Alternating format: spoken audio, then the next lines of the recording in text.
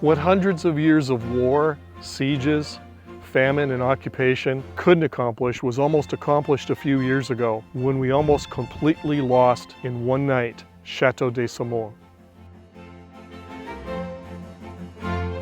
It began, as so many chateau stories do, with stone. Rising above the Loire, Château de Saumur looks almost too delicate for its age. It has the makings of a fairy tale castle, no doubt. But far more than being a creation of enviable beauty, it is a survivor. First, a stronghold for the Counts of Blois, then a Plantagenet fortress. By the 14th century, it became a palace of refinement under the Dukes of Anjou, and later, a prison, a barracks, a museum. Château de Saumur has been many things to many people, but it has never been forgotten. So let's take a trip back through time to one of the most famous chateaus in all of France. Come along with us.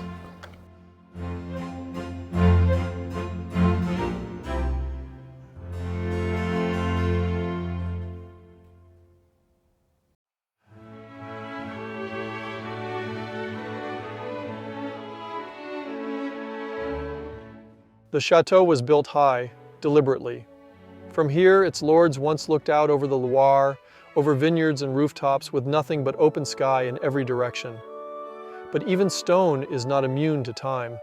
Not long ago, a section of Saumur's ancient walls gave way, sending chunks of history tumbling down the cliffside just steps from the village below. Here we are in this section of the castle that collapsed in 2001. This entire section began to crumble in the middle of the night and slid down into the village, which caused an evacuation.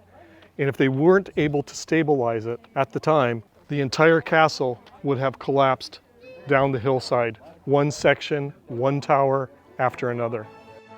It was only through the urgent intervention of the French state, the region, and the city of Saumur that the chateau was saved.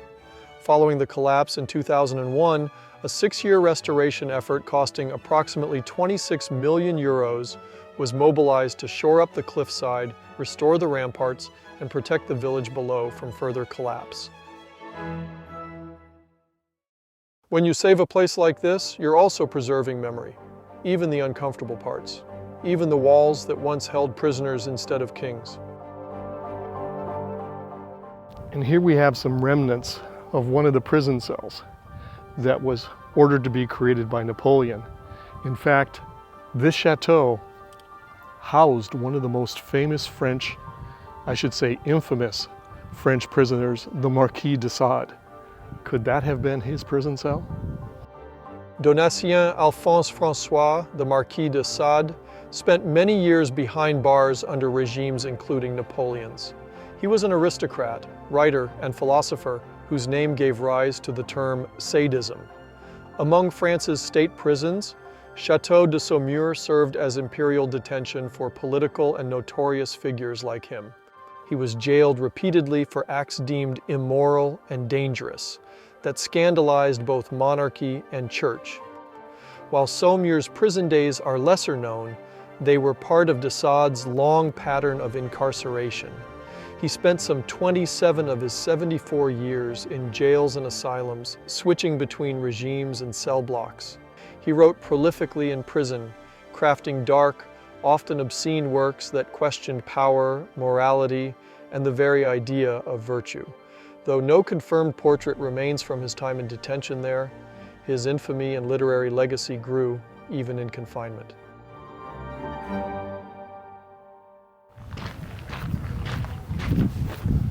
As much history and beauty as there was to admire from the outside, there are many more stories to learn within the walls. If you're enjoying this tour so far, like this video, subscribe to our channel, and turn on the bell because we have a lot more chateau and castle tours like this to take you on. It's like stepping through a time portal. Here we go.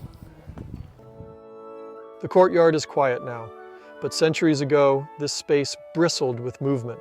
Guards, courtiers, horses, and emissaries arriving for official audiences under Louis I of Anjou, who elevated Saumur from fortress to palace.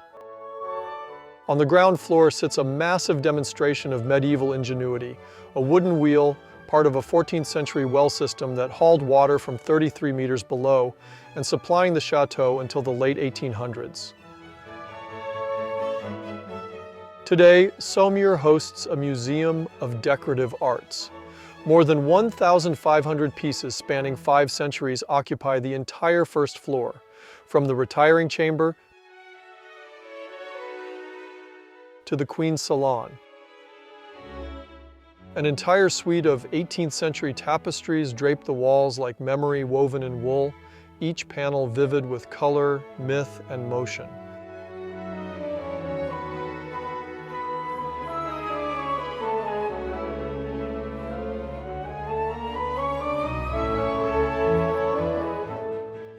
Delicate porcelain pieces, some from Sèvres, others from Limoges, sit behind glass like whispers of royal dinners long finished, their gilded edges still catching the light. Furniture in the Louis XV style, with their curved legs and marquetry veneer.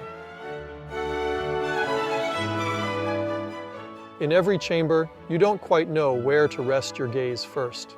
The tapestry, the porcelain, the carved furniture, or the rooms themselves with their vaulted ceilings and artfully tiled floors.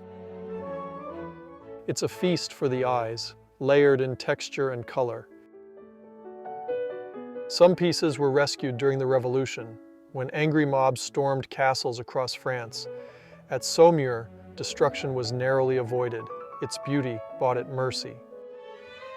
For us at Saving Castles, the greatest treat isn't always the gilded rooms. It's finding a hallway still mid-restoration, like this one leading to a tower, where the past feels raw and unpolished. You start reading the walls like a puzzle. Was that a doorway? A window? A staircase to something long gone? Where did it lead? That's the kind of discovery we love to share.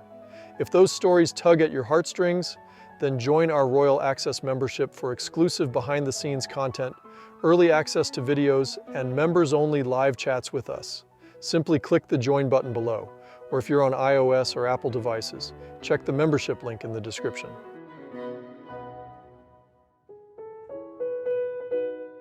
In a hall shaped like an upturned ship's hull, the Horse Museum tells a quiet story of cavalry, craftsmanship, and a region that rose on horseback. Its 6,000 artifacts span from the Neolithic to the Cadre Noir, echoing Saumur's deep ties to equestrian mastery and military grace. Opened in 1912 to defend the horse from obsolescence, it now reminds us that some traditions still carry us further than machines ever could. Deep in the chateau's subterranean levels, a narrow tunnel entrance emerges from the south wing. Its path unknown, its purpose still debated. Some say it leads beneath the Loire to the island of Offard, but in places like this, tunnels often outlast the truth they were built to hide. We're going to take a look at the dry moats that surround the chateau. These impressive limestone walls that really protected this chateau for hundreds of years. Come along with me. You see where they designed it strategically to defend and protect the chateau. Fascinating that the majority of these walls are still intact. You'd be right in thinking I felt dwarfed by the towering limestone walls. It makes you wonder how anyone ever even thought they could take the chateau by force. So let's take a look a little closer. We are at the very bottom of the dry moat of the chateau. And this is the spot, if you were standing here, you are most likely under the watchful eye of guards and soldiers that were stationed all along the outer perimeter of the chateau. Château de Saumur is actually a beautiful story about survival. Everything about it looks like a fairy tale. It has the towers, it has the turrets, but also it has a colorful history. It took years of emergency intervention because of the structural issues of the castle to prevent it from collapsing onto the village below. This is the importance of saving castles, saving chateaus such as Château de Saumur, the importance of building a community of people who are aware of the stories of such important historic structures, such as this one. Château de Saumur is a document of war, peace, failure, and faith, of kings who dreamed of crowns, of prisoners who dreamed of freedom, and of us, travelers, dreamers, preservationists, who still believe the past deserves to be held, honored, and passed on. If you love chateaus and castle stories as much as we do, subscribe and turn on the notifications so that you don't miss any of our future videos.